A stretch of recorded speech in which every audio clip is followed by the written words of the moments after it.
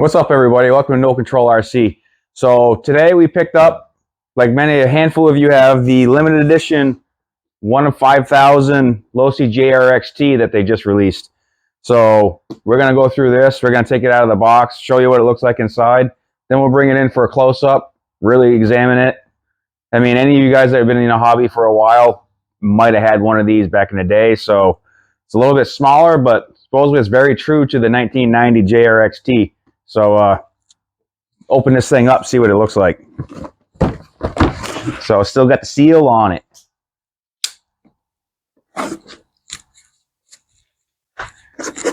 Alright, so this is how she comes. Nice little flip out box, and there she is. So here's all your paperwork and all that stuff. So she's all zip tied in. So what we're going to end up doing is we'll do some quick fancy editing and we'll get this out of here so we can get a closer look at it.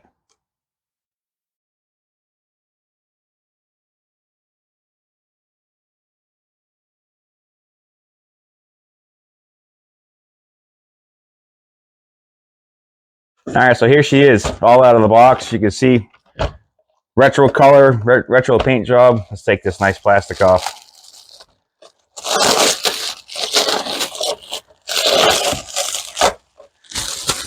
And there she is. Pretty sharp and bright looking. Obviously, as you know, this is modeled after the 1990s, so you can kind of see. So let's pop these off.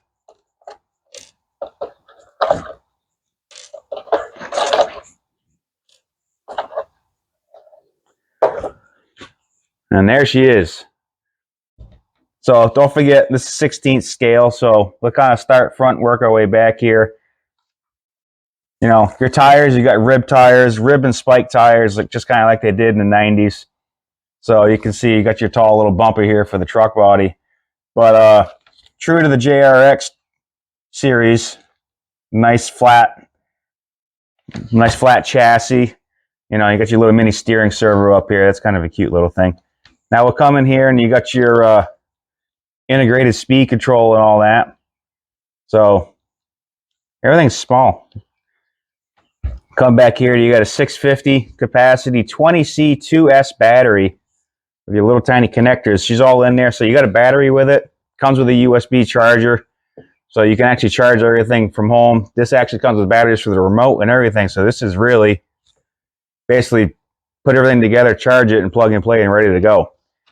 Now we'll come back to the 5-link suspension. So this is how I had a JRX2 back in the day. And this is exactly how it was set up. So the JRX2 came out in 1988. And then in 1990, they released the T version of it. So, and that was a pretty big hit. So any of you guys, like I said, back in the day, may have had one or the other. You'll be pretty happy with this because it's the same 5-link setup, just a little bit smaller. Kind of cool.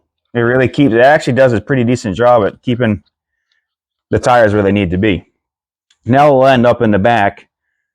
We got a JR Choice motor. It's a 42-turn motor, and I read that they changed the motor plate. I'm not quite sure what they did, but it's got a new motor plate with a 42-turn battery on the back of it.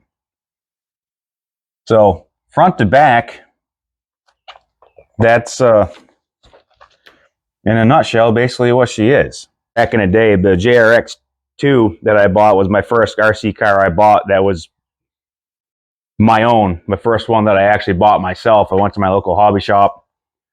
They had a JRX2, and that's what I bought secondhand, and that was the first one I started wrenching on. So that just dated myself a tiny bit. But that's what I did, and that's where we went, and that's why we got this, because this is kind of a cool rig. So I guess really what we're going to do is we're going to charge this battery up. I know it says in the paperwork there might be something different you can do, but when you charge this, it's only about 10-12 minutes of runtime. I imagine it's how hard you run it. But performance value is supposed to be pretty decent on it, so we're going to charge this up, set up a road course, set up a little course and run it on, and I think gingerly run it on. We're not going to take this off our big ramps or nothing. So we're going to charge it up, see what it does. See what kind of cool footage we can get for it, because I don't think we're going to really want to wreck this one. So let's get after that.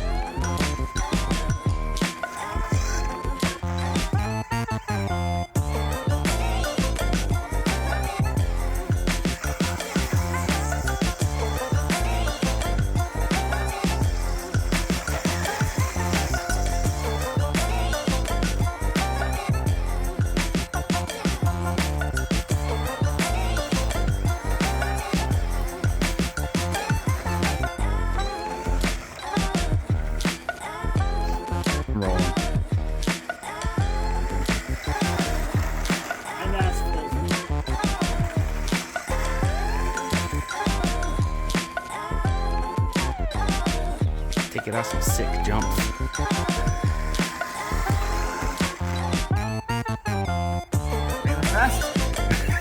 It looks nice. That's what you got right there. It looks nice. Ready? On the grass.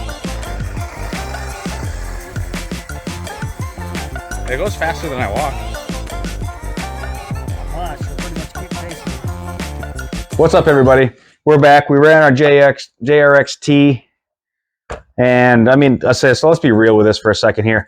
So performance-wise, you know, you're going to want tight asphalt, dirt, terrain, almost track format to have any sort of runnability. We even tried running it on tight grass and it gets hot and overheats. Maybe it's a problem with ours. I don't know. We only have this one, so that's all we had to go with. But so like I said, let's be honest with it. If you're buying this, you're more than likely not buying it because you're going to go out and race it and run it and bash it around. You're buying it probably because back in the day you thought these were cool and you couldn't get one.